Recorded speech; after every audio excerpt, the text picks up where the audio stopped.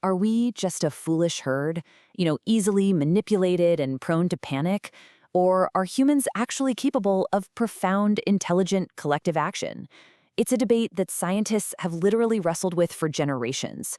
Are we individually smart but collectively stupid, or is there a hidden genius in the crowd? Let's dive into this with a really fascinating piece of history. Back in 1906, British naturalist Francis Galton actually set out to prove what he called the stupidity of the masses. So he visits a local cattle market. There were 800 visitors there, and they were all asked to guess the weight of a single bull. As you'd expect, some guessed way too high, some way too low. But when Galton averaged all 800 guesses, it was remarkably perfectly close to the animal's actual weight. This historic experiment basically proved the raw, astonishing potential of collective intelligence. So, welcome to this explainer. Today we're exploring a fascinating concept researchers are calling the metabrain. It's essentially the invisible network that drives collective decision-making across entirely different species, from schooling fish all the way up to human societies. We're going to unpack exactly how groups process information in ways that no single individual ever could on their own, and what that actually means for how you make decisions every single day. So here's our agenda for this multidisciplinary journey. First, the wisdom of the swarm.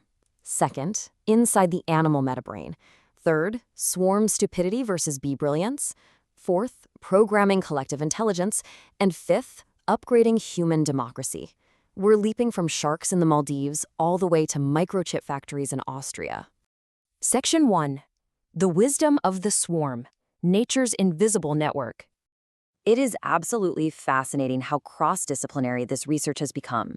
Take researcher Hannah Williams. She wanted to understand how massive birds, like vultures and Andean condors, manage to glide hundreds of kilometers without even flapping their wings.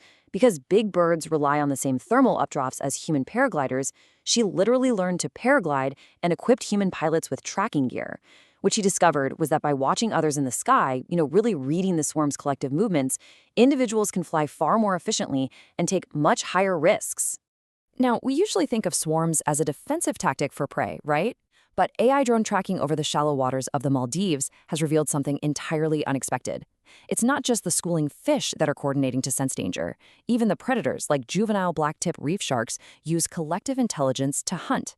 The sharks actively coordinate their swimming speeds and tail movements based on their position relative to the school of fish. It's incredible. And that brings us to a crucial point, this whole concept of the metabrain.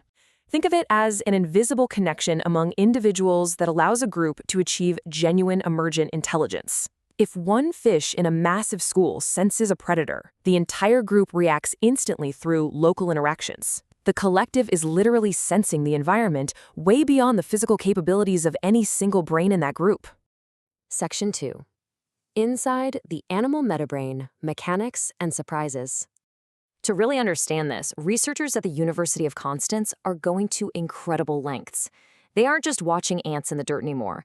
They actually place a single ant on a tiny styrofoam ball floating on a frictionless cushion of air, which is essentially an ant treadmill. Then they project a completely 3D immersive virtual reality environment all around it. By changing the virtual visual cues, they can track exactly how complex insect cognition and navigation really are. But wait, it's definitely not all Disney-level harmony out there in nature. When researchers tracked massive locust swarms, they fully expected to find cooperative communication. Instead, they found that when food runs out, the locusts basically march together primarily out of cannibalism. Yeah, every single individual is desperately trying to eat the locust ahead of them while simultaneously running away from the one behind them. The resulting movement looks beautifully coordinated to us, but it's actually just a selfish, cannibalistic horde. Section 3. Swarm stupidity versus bee brilliance, the information crisis. Okay, take this millions of years old fact-checking process used by bee colonies. If a bee finds a great food source, it returns to the hive and tells a couple of others. But here is the absolute genius part. Those other bees do not immediately start doing their famous waggle dance to tell the whole hive. First, they fly out and verify the food source personally. Only if the information is confirmed do they return and share it. Unverified information simply does not spread.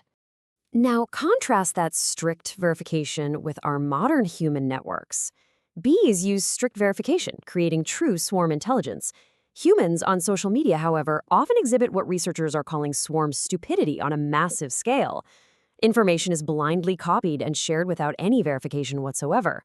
Because human networks can be manipulated by powerful interests who attack experts to sow doubt, our collective can be really easily deceived. We simply haven't evolved the innate biological fact-checking filters that bees have. And speaking of bees, we also need to totally rethink leadership.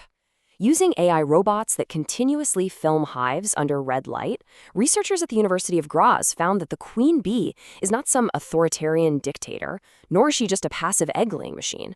She suppresses other queens via chemical signals, sure, but the worker bees absorb and distribute these pheromones, shaping the whole process. They regulate each other in this extraordinarily complex top-down and bottom-up feedback loop.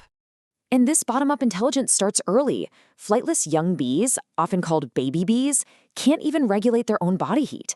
So how do they find the warmest spot in the hive? Well, they just move randomly. When they bump into more bees, they slow down. Through this incredibly simple decentralized mechanism of reacting to local density, the collective always ends up pooling in the warmest available spot. In fact, researchers successfully programmed this exact same random movement algorithm into a swarm of small robots, and it worked flawlessly. Section 4. Programming collective intelligence. Factories of the future. Let's look at the stakes involved when we bring this into the human world.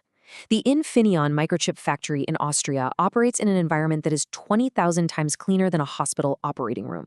Employees can't even wear a gold ring because a single stray atom of gold could literally destroy a microchip. They are managing the production of 1,600 different products simultaneously, with some chips taking up to 4 months to manufacture. Traditionally, a factory like that has a central computer barking orders at all the machines. But Lakeside Labs is using a digital twin of the factory to simulate a radically different approach. They're taking algorithms inspired by the behaviors of bees, ants, and even slime molds, and using them to decentralize production. Instead of a central boss, the individual products and machines behave like a self-organizing swarm, making local decisions based on their immediate environment. And the results? They are wild. In experimental simulation settings, replacing central control with biological swarm logic makes this incredibly complex factory production up to 3 times faster. By simply coordinating locally, rather than trying to control every little thing from the top down, efficiency just skyrockets. Section 5. Upgrading Human Democracy, the Participatory Future. Complexity researcher Dirk Helbing suggests that our current democratic systems, where a winner-takes-all majority distributes resources, often leave huge portions of the collective feeling completely excluded. He proposes an upgraded participatory model. It works like this. First, the collective submits ideas. Second, those ideas are developed collaboratively with experts. And third, rather than voting for one giant winner, citizens actually allocate a budget across multiple complementary projects. To show you how real this is, consider the story of Hannah and Easy. They used Vienna's Children and Youth Million Initiative, which is a €1 million participatory budget open to citizens aged 5 to 20. Through this decentralized swarm voting, they successfully funded and renovated a space called Robbie, a youth space for queer people. It really proves the immense value of bypassing top-down guessing and giving citizens a direct voice in shaping their local environment. And as we try to understand choices within these systems, researcher Mirta Galasic has a totally fascinating insight. We humans have a highly attuned social sense. If you want to accurately predict an election or human collective behavior, traditional polling often fails. Her advice? Don't ask people what they will do, ask them what their friends will do. We constantly evaluate our social surroundings, and ultimately, our immediate social network acts like a crystal ball for our own future actions. Which brings us to our final thought.